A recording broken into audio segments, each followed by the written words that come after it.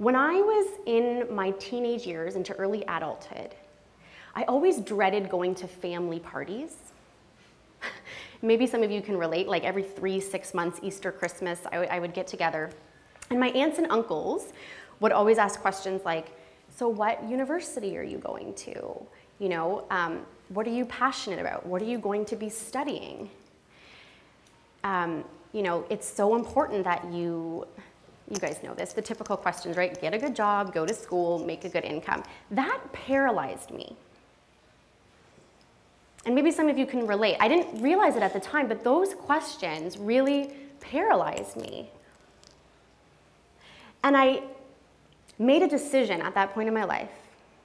I made a decision that instead of following my own excitement, the little things that excited me every single day, I was going to choose to follow the excitement of others, right? So remember my language, like with policing, like post-college and university, I was so disconnected from what excited me that it was, oh, that looks exciting, right? I should do that because so-and-so did that. So obviously my policing profession did not go over well. 2 years into the job, I was a sinking ship.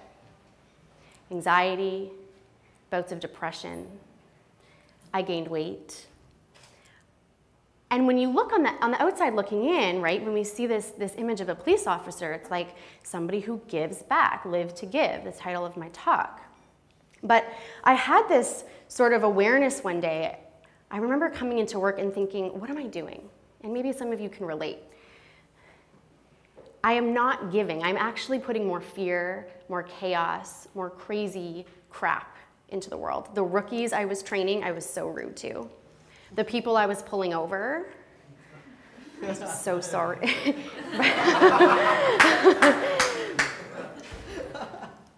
And I started to think more about the experiences I was leaving other people in. Because it's one thing to feel unhealthy or to feel disconnected from our job, but when you start to look at the impact that creates on other people, that's when it really started to sink in for me.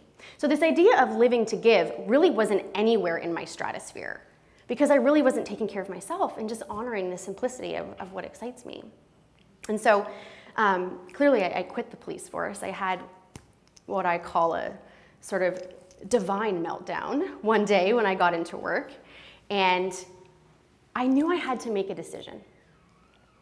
I knew I had to make a decision. And so my husband and I had just bought a $500,000 home. We had a wedding in 2 months. We had everything coming down the pipeline. And I just said, I'm done.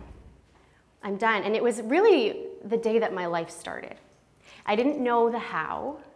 I didn't know how I was going to generate income. I didn't know how I was going to give back. All I had was a yoga teacher training certification under my belt. That was it. But I just had this trust, and this has always been my mantra. My mantra has always been, it starts with surrender. It's a big part of what I teach people is when we can just surrender to the simplicity of what excites us, then we will be guided to the answers. And that's what happened. So I started teaching yoga, and I felt healthy, and I felt happy. And I remember thinking, why doesn't everybody just quit their job and teach yoga? This is amazing. And 2 years into teaching, or about 1.5 years into teaching yoga, I started to feel a little bit of a block again. I started to feel like I was speaking other people's words at the front of the yoga classroom. And maybe some of you can relate. Maybe you're in a job that you like, but you just kind of feel like there's more to give. You feel a little bit blocked, right? And I was actually approached by a yoga studio to open a franchise of a yoga studio. And I was this close to doing it. And I almost drifted back into this path of following other people's excitement. Because sometimes when we're confused and we don't know, right, what do? Sometimes we pick up the stack of self-help books on our bedside table, or we go kind of looking for the answers. And one of the things I see all the time from not only my own experience, but clients and people that I've worked with, is when we're not connected to what excites us, we can start to tap into the vision and the excitement of others, right? Because it's easy, it's their energy. You're hearing Sammy up here talk, I'm like, I was over there reading over my notes for my talk, and I couldn't help but look up and just, like, who is this guy, right? It's his energy, it's his excitement around what he's creating. So it's so easy. How many of us go to check an email, and then your favorite guru or business strategist or program pops up on Facebook, and you're like, oh, just 2 seconds, and you get lost and you are sucked right into that, the energy and the vision of somebody else, right? So it's so important that when we're looking at this idea of what excites us, to really clear the path and not get sucked into somebody else's beautiful vision, because it's really easy to do that. I kind of want to do a little, are you guys open for a little exercise? Yes. Yes. Okay. Pick me. I'm really excited. Okay. And everybody, most of you have your cell phone on you? Does everyone have a cell phone? Okay. Take out your phone. Just because I want you to use the notes section on it, we're going to do kind of like a little meditation. Is that okay? Nothing crazy. I'm a yoga teacher. This is going to be fun. So just sit with your feet flat on the floor. Just get comfortable. Kind of lean back in your chair a little bit. Okay. Yes, yes, yes. We're all going to do it. Okay. And anybody who's watching can do this at home. So number one, when we're following this path of living to give and really setting up a life where we feel fulfilled every day and we're doing really good work, is focusing on what excites us. But step number two is looking at the problem or the frustration that we see in the world. And Sammy talked about that. He goes, what frustrated me is people not getting out to events. So do you see his passion behind what he does based on his frustration? Yes. Okay. So just take one hand to your belly. Anybody practice yoga in the room? So many new yogis. Okay. And I just want you to just take a few breaths. This will just help you. We're going to do a little exercise. But I want you to do this. When you inhale through your nose, your belly should expand into your hand. And when you exhale, it should contract. When you inhale, it should expand. So do a couple. And when you exhale, it should contract. Was anybody breathing the wrong way? This is yogic breathing, they call it. I know. So when you inhale, it should expand. And when you exhale, it should contract.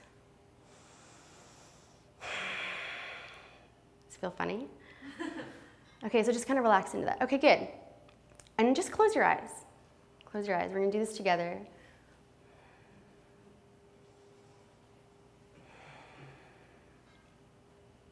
Eyes closed. They're just soft. They're really soft, gentle. Soften your hands. Soften your shoulders. No peeking, Eddie. I saw that. You probably see bright lights. Just notice what colors you see. Just take a second. And here's what I want you to do. I want you to visualize the struggle, the frustration that you see in the world. Oh my God. I don't want to live here anymore. The struggle. No, really, what do you see? The struggle, the suffering, the frustration that you see in the world.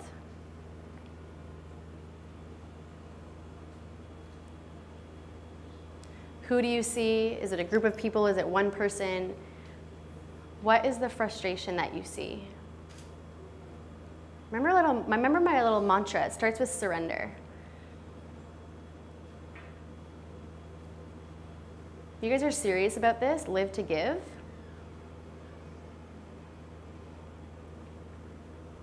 Yeah. And then really get into the lived experience of that struggle. Like really see it. See that struggle. How do they feel?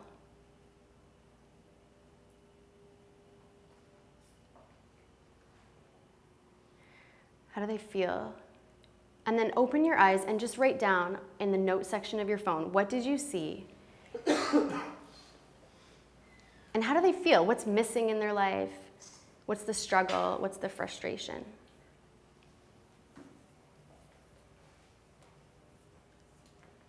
And just write it out quick, because it's whatever came up for you. And that's the whole intention behind a yoga practice or meditation, is keeping it simple.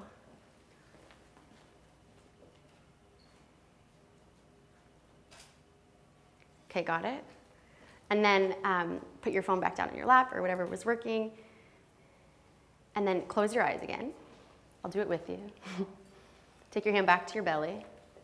Unless it feels totally weird, just sit comfortable. I just want you to feel comfortable. Cracking your yoga code. Okay, so just come back to this struggle. Notice how my voice softened when I spoke to this? I want you to bring compassion for this struggle. Bring compassion. This is where our deepest wisdom and insights lie. Because if we just stay in frustration around it, or this hardness, oh, this struggle, I don't want to go there, then we're not really able to give. So bring compassion. And then I want you to think about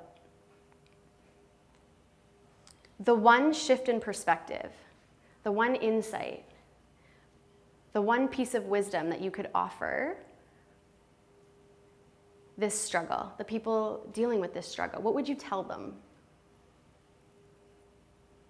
What would you tell them if you had like one shot? It's your last day on earth and they are so open and they're going to listen to you. And then open your eyes and write down in your phone what you would tell them. So that was actually taught to me, that exercise. I'm going to share with you what this means in a minute, but just so you know, a personal mentor to me, her name's Casey Baker. She's a women's leadership coach, and tons of women who've done TED Talks and written books and done really great work in the world, all from this place of giving and serving.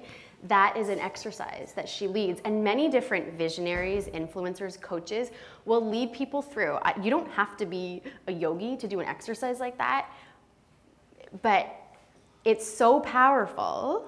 Did anybody see something that kind of shocked them? It's so powerful to get clear on an area where we see a struggle, just like Sammy spoke to, an area where we feel frustrated. So when I did that exercise, what I saw was people struggling with mental health. That's what I saw. There's a mental health crisis happening in the world today. I don't quote me on this. I don't know where I don't know where to quote it from. I can't remember, but I heard last week, I was on some TV program, 1 in 6 kids nowadays are struggling with a mental health illness. And so the story I shared with you of my journey through policing and my mantra of it starts with surrender is really the message and the mission that I stand by, because I often use the 10-10-10 rule. When you're making a decision in your life, how are you going to feel in 10 minutes, 10 months, or 10 years? And so I could have chosen to stay in policing, but I knew in 10 minutes I was going to continue to have a meltdown. I was going to continue to be a total bitch to the next person I pulled over. In 10 months, I was probably going to end up divorced. And in 10 years, I would probably have a full-blown mental crisis. And so that's where that decision came from for me. And then following this path of what excites me is really health, freedom, being able to take care of myself. And I was actually introduced to a business in the direct selling industry, and I thought this idea of creating financial freedom and teaching people how to package their businesses and package their ideas so that they can get ahead financially and create more time for themselves so they can be healthy and happy and focus on what excites them. I thought, what a beautiful concept. So I didn't do the yoga studio. I continued to follow this path of what excites me. And once I started to do that, I became a magnet. I attracted the right people. I attracted the right business partners. My income tripled, in 6 months. And now, because I have this freedom, I'm really able to spend my time here. I was able to volunteer at my local church and go to a leadership summit. And now I have this sort of creative outlet to look at how do I want to give, right? What excites me is the idea of fostering animals because I love animals. What excites me is sleeping in and walking around in yoga pants all day. What excites me is coming down to Toronto like this because I live out in Campbellville and I live next to a bunch of cows and I don't really get to get out a lot. And really what excites me is spreading this message of it starts with surrender. And when you surrender to that path of greatest excitement, the awareness for what you're truly passionate about will come. When you have that courage to make that decision to let go of all of that doesn't serve you.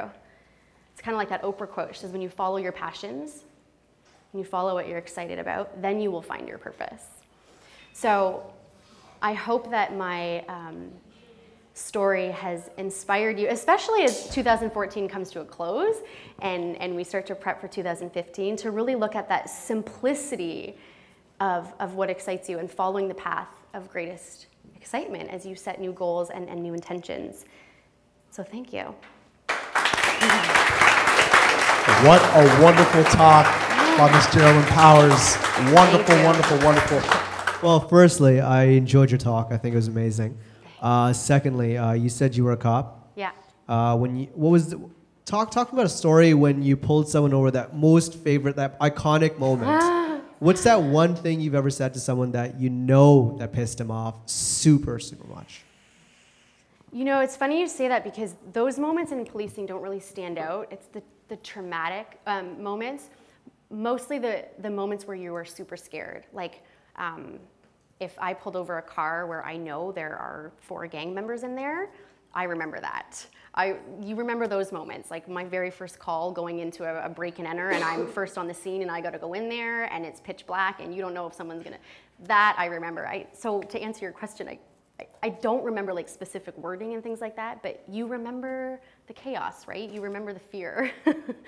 Yeah. You said that your parents were super excited when you said you were gonna become a cop. Yeah. So would you say that fear is something that excites you? Yeah, because I believe when you're following this path of what excites you, it's so scary, but it's what sets you free. So as I started to, travel the world and study and then teach yoga and develop women's empowerment programs and then start my own business, was it scary? Totally, but I think that's where the freedom comes, right? So I do love fear. It's a challenge. Let's see it like a game. Yeah. Manip, and really enjoyed that exercise you did. Great. One question that I have for you is, since I was in the similar situation as well, like quitting the day job and actually following or pursuing the passion, a lot of people ask me why I did it and how I did it, taking that leap, right? And that's really hard. If I were to ask you that question, what would be your response to that? Like why I did it? Yeah, how do you went through a lot of training being a cop, then you actually got that stability, that job. Yeah.